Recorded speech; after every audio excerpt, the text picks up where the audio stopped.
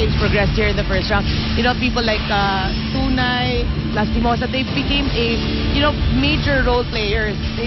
They're there to actually support people like Cabalejo and the likes of Ortiz. So, you know, it's a good sign for Coach Audrey going into the second round. All right, and we want to find out, you know, what was in her mind during that game and coming into this fourth game where they obviously will want to push a 4-game winning streak. She was interviewed earlier by Tina Marasigan.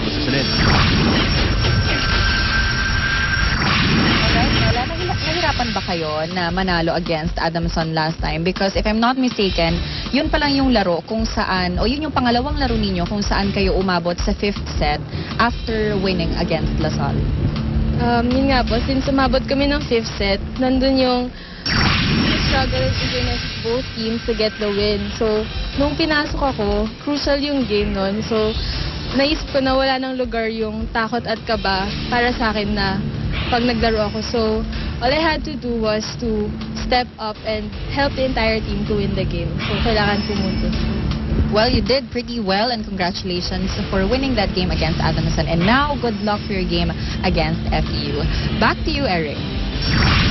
For sure, the Tigresses will lean on Carmela Tunay once again against FEU today.